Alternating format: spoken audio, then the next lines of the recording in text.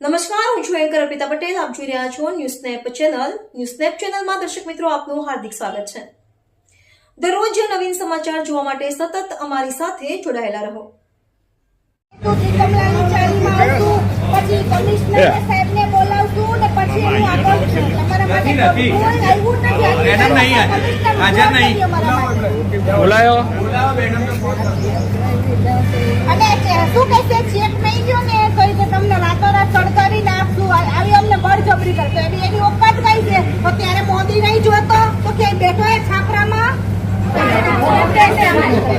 મારી નાખશું અમે ચાલી પાડી નાખશું. સમજી તમે નહીં લેવા પાડી નાખશું. અને આ વસ્તુ અમે BSS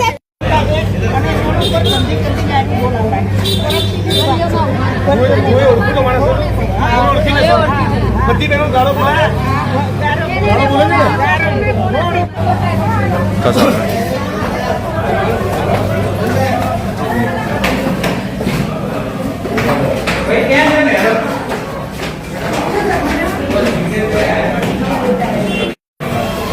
આ બાજુ પીએસઓ કોણ છે અહીંયા તમે પીઆઈ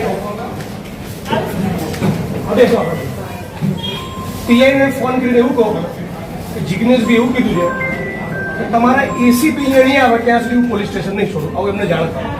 બધાને લઈને પોલીસ કમિશનરના બંગલાએ જઈશ, એમના ઘરે કચેરીએ નહીં. આવું જિગ્નેશભાઈ કહે છે.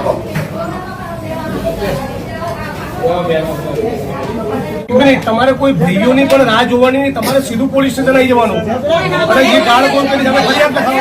પોલીસ સ્ટેશનમાં એવો શબ્દ વપરાય છે કે આ તમારી ત્યાંની મેટર છે.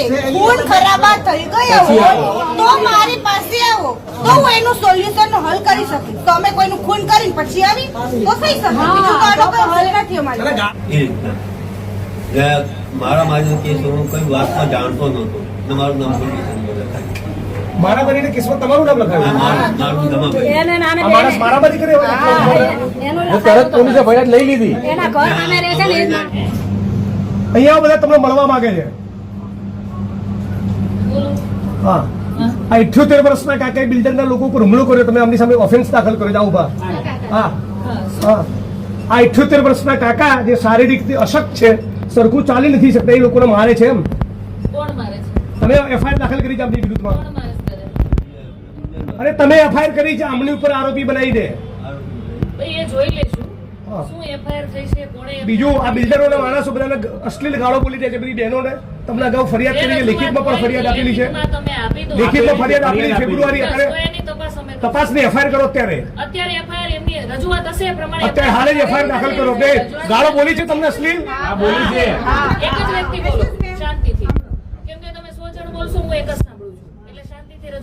બીજું તમારે કોચરબના ઠાકોરવાસમાં દેશી દારૂનો અડ્ડો ચાલે છે. બીજું બાબુ ઠાકોરનો બીજો કોચરબમાં દારૂનો અડ્ડો ચાલે છે. ત્રીજો અડ્ડો ચાલે છે ઇંગ્લિશનો ઝાલાનો. ચોથો ચાલે છે કોચરબમાં ભીલવાસનો. કેમ ચાલે છે એ જવાબ પૂછવા આવે છે. કેમ દારૂના અડ્ડા ચાલે છે? તમે 78 વર્ષના વડીલ ઉપર ઓફેન્સ દાખલ કરો છો તો આ બધા બુટલેગરો પર ઓફેન્સ દાખલ કરો. હે પછી ખુલ્લા બધા ચાલે છે ને? ચાલે છે બધા. હા, પછી વિશાલ મહેતાનો અડ્ડો ચાલે છે. કેમ અડ્ડા ચાલે છે? જવાબ આપો. આજે અત્યારે બધું બંધ કરાવો. કોણ છે એનો વહીવટદાર? નથી. આ તો એમને દારૂના અડ્ડા ચાલે છે. એમને દારૂના અડ્ડા ચાલે છે. લખો બધી રજૂઆત એફઆઈઆર કરો. એક મિનિટ, બીજી રજૂઆત કરો. તમે ડિસમિસ કરવા માંગો છો? પહેલા એક મિનિટ આ વાતનો જવાબ આપો. આ વડીલની ઉપર લેખિતમાં અરજી આપેલી છે. લેખિત તમે આપી દો. રજૂઆત એક જ જગ્યાએ એફઆઈઆર દાખલ કરો. જ્યાં દારૂ વેચાતો હશે ત્યાં મળી આવશે તો કેસ કરશું. બિલ્ડરના મળે સુધી કોઈ ફરિયાદ થઈ નથી. કાલ સવારે મને ફરિયાદ નહીં જોઈએ. તમારા જ્યુરિસ્ડિક્શનમાં દારૂના અડ્ડા મને લાગે છે તમારા ડીસીપી ને મારે કહેવું પડશે. તમારા પોલીસ ઇન્સ્પેક્ટરને સમજાઈ નથી રહ્યું ઓફેન્સ દાખલ કરવાનું. સ્ત્રીઓને અશ્લીલ ગાળો બોલવી એ ફોજદારી ગુનાનું કૃત્ય ના કહેવાય.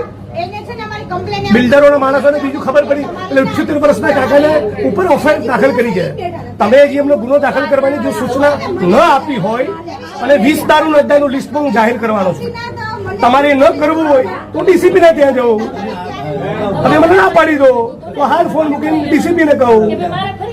ના ના અત્યારે હાલ તમે પેલા પાલડી પીએને તમે સૂચના આપો 5 ફેબ્રુઆરીથી ફરિયાદ આપી છે એફઆઈઆર કરે એમાં હું એફઆઈઆર ની કોપી લઈને પછી જઈશ